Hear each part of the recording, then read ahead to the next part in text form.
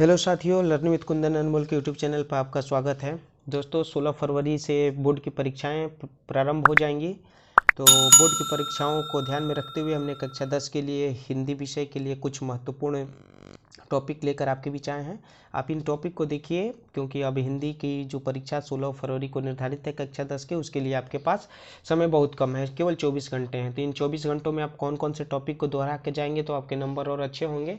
आइए उन्हीं टॉपिक को हम देखते हैं एक बार सरसरी निगाहों से।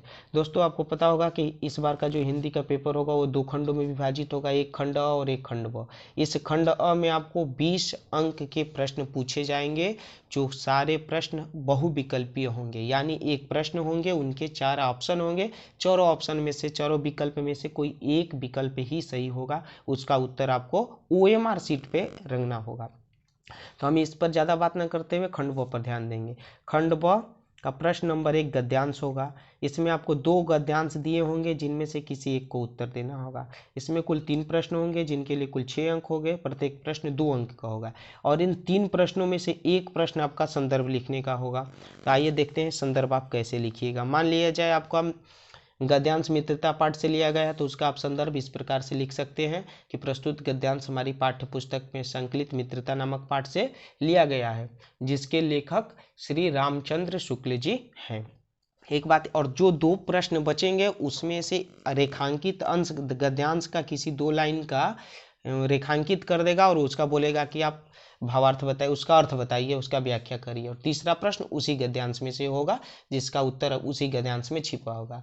ये गद्यांश के लिए आप 2 पाठ पढ़ के जाइएगा, एक मित्रता और एक भारतीय संस्कृति, रिवीजन कर लीजिए, ये दोनों महत्वपूर्ण हैं। आइए प्रश्न संख्या 2 पर ध्यान देते हैं। प्रश्न संख्या 2 भी पद्यांश का होगा। इसमें भी 3 प्रश्न होंगे, जिसमें से एक प्रश्न संदर्भ लिखने का होगा। संदर्भ जब पद्यांश का लिखिएगा तो गद्यांश की जगह पर पद्यांश लिख देना है और लेखक के जगह पर कवि लिख देना है, बाकी सब कुछ सेम रहेगा। पद्यांश के लिए महत्वपूर्ण टॉपिक का बात करें तो सूरदास जी का पद और आपका स्वदेश प्रेम राम नरेश त्रिपाठी जी का, इसको आप इनका हर बार सूरदास जी के पद से पद्यांश लिखने को आता है, पद्यांश का अर्थ लिखने को आता है, उससे प्रश्न आते हैं, तो आप इसको जरूर देखिएगा। आइए प्रश्न संख्या 3 की बात करें।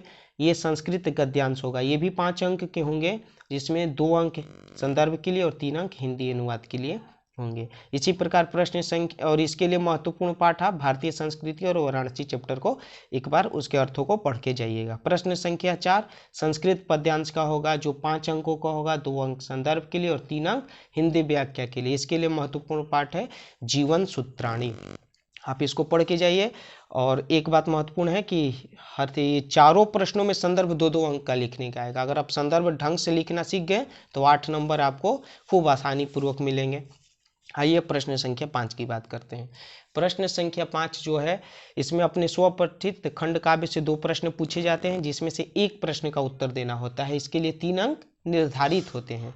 गाजीपुर जिले के लिए खंड काव्य मुक्ति दूत है। इसी प्रकार प्रत्येक जिले के लिए अलग अलग खंड काव्य निर्धारित है। तो आप अपने जिले के अनुसार खंड काव्य को सिलेक्ट करिएगा और उस खंड काव्य में से जो 2 प्रश्न आते हैं, उसमें से एक प्रश्न उसके नायक का चरित्र चित्रण, नायिका का चरित्र चित्रण लिखने को आता है, दूसरा प्रश्न उस खंड काव्य का सारांश या कथानक लिखने को आता है। तो हम तो यही कहेंगे कि आप चरित्र चित्रण याद करके जाइए, लिख के आइए, क्योंकि हर बार ये पूछा जाता है। प्रश्न संख्या 6 की बात करें तो इसमें लेखक का जीवन परिचय क में आता है और 6 का ख में कवि का जीवन परिचय आता है, उनके रचनाओं के साथ लिखने के लिए। तो लेखक के जीवन परिचय में हमने 2 लेखकों को सिलेक्ट किया है, एक रामचंद्र शुक्ल जी और एक जयशंकर प्रसाद जी। बहुत ज़्यादा महत्वपूर्ण है, 5 अंक आपको मिल जाएंगे यदि आप इनके जीवन परिचय और रचनाएं रिवीजन करके जाइए। और उसी तरह कवि वाले सेक्शन में आप सूरदास, तुलसीदास और महादेवी वर्मा जी का जीवन परिचय दोहरा लीजिए और उनकी रचनाओं को, तो आपको 5 अंक यहाँ से भी खूब आसानी पूर्वक मिल सकते हैं। प्रश्न संख्या 7 की बात करें तो प्रश्न संख्या 7 में आपको पाठ्य पुस्तक से याद किया हुआ कोई एक श्लोक लिखना होता है, जो इस प्रश्न पत्र में न आया हो। तो आप 2 श्लोक याद करके जाइए। 2 श्लोक याद करने से फायदा ये होगा कि मान लीजिए संस्कृत का जो अर्थ लिखना आता है उसमें से कोई एक श्लोक आ गया इस जो याद किया हुआ में से, तो दूसरा श्लोक आप लिख के आ जाइएगा। इसलिए 2 श्लोक याद करिए और एक जो परीक्षा में जो आपको आसानी लगे, जो प्रश्न पत्र में न आएगा, उसको लिख के चले आ सकते हैं। अब आइए प्रश्न संख्या 8 की। तो प्रश्न संख्या 8 में देखिए, प्रश्न संख्या 8 रुक जाइए थोड़ा सा। हाँ, प्रश्न संख्या 8 में क्या है कि संस्कृत वाले पाठ से 4 प्रश्न होंगे। संस्कृत वाले पाठ से 4 प्रश्न होंगे, जिसमें से 2 प्रश्नों का उत्तर देना होगा और ये दोनों प्रश्न 2-2 अंकों के होंगे। इसके लिए महत्वपूर्ण पाठ है आपका विरह वीरण पूज्यते, देशभक्त चंद्रशेखर आजाद और वाराणसी जो चैप्टर है। इन तीनों पाठों के प्रश्नों को खूब अच्छी तरह से रिवीजन कर लीजिए।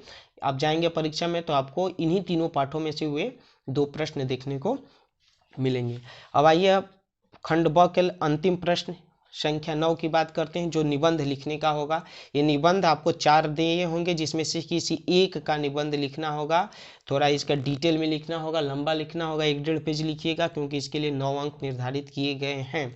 हमने 4 महत्वपूर्ण टॉपिक आपके लिए यहाँ पर लिखा है, जिसको आपको रिविजन करके जाना चाहिए। नंबर 1 है नारी सशक्तिकरण, दूसरा है पर्यावरण संरक्षण के उपाय, तीसरा है विज्ञान वरदान या अभिशाप, और चौथा है जनसंख्या वृद्धि या जनसंख्या विस्फोट।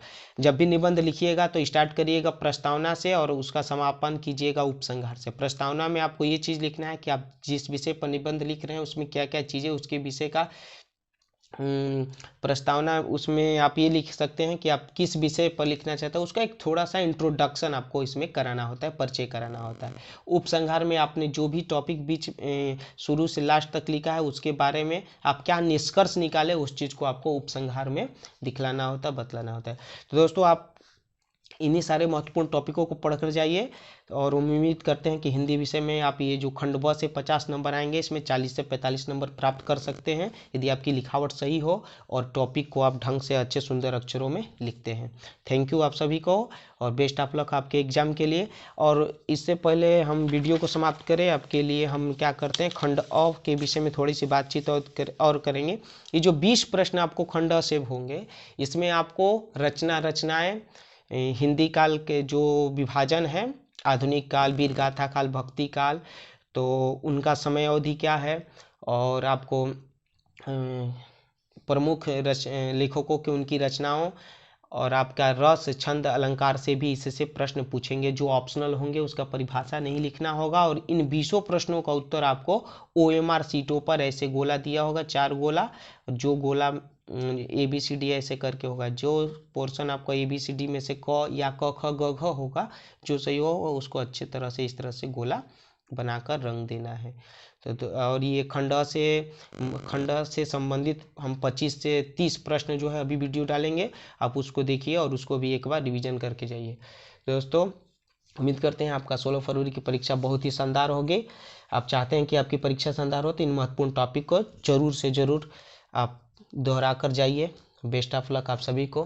Thank you so much. यदि आपको ये वीडियो अच्छा लगा तो अपने दोस्तों के बीच इस वीडियो को शेयर करिए, क्योंकि आने वाली परीक्षाओं के लिए भी हम अलग, अब दूसरा परीक्षा जो 21 मार्च का है उसके लिए भी हम महत्वपूर्ण प्रश्नों का, गणित विषय की परीक्षा के लिए जो महत्वपूर्ण प्रश्न है उसका एक वीडियो जल्द से जल्द आपके बीच लाते हैं।